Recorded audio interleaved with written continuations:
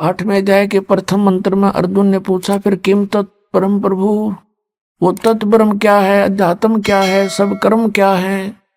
8वें अध्याय के तीसरे श्लोक में गीता ज्ञानदाता ने कहा गीता जी में कि वो परम अक्षर ब्रह्म है, वो गीता ज्ञानदाता से अन्य है। तो वो परम अक्षर ब्रह्म है, सत्य पुरुष कहो, परम अक्षर ब्रह्म कहो। गीता जी अध्याय नंबर 15 के श्लोक नंबर 1 से 4 में और 16 और 17 में ये कंसेप्ट क्लियर कर रखे हैं। कहा कि उल्टा लटका हुआ संसार रूपी वृक्ष है, और जो संत इसको जानता है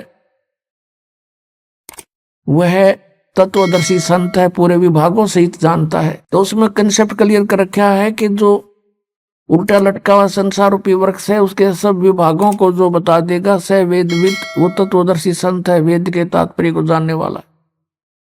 और उसके पश्चात परमेश्वर के उस परम पद की खोज करनी चाहिए, जहां जाने के बाद साधक फिर लौट कर कभी संसार में नहीं आते।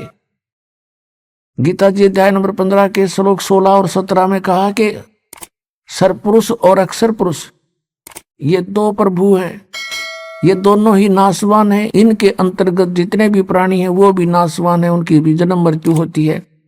और ये सरपुरुष भी और अक्षर पुरुष भी नाशवान है, लेकिन जीव आत्मा किसी की नहीं मरती।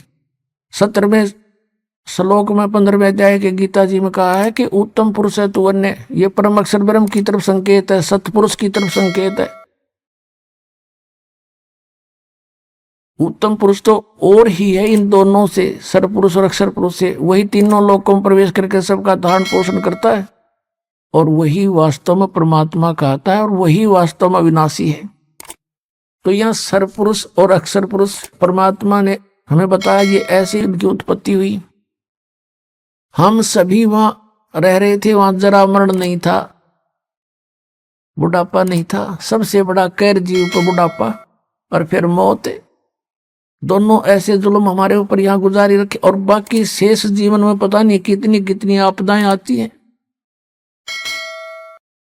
अपने आत्माओं सारा जीवन हम जिन बच्चों के पालन पोषण में, जिनके प्यार में, और फिर उनके कोठी और बंगले बनाने में गुजार देते हैं, और फिर मृत्यु होती, हमसे छीन लिया जाता है।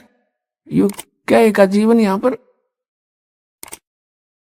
और वृद्धावस्था में सारी आपदाएं, सभी दुख इसके ऊपर आ जाते हैं।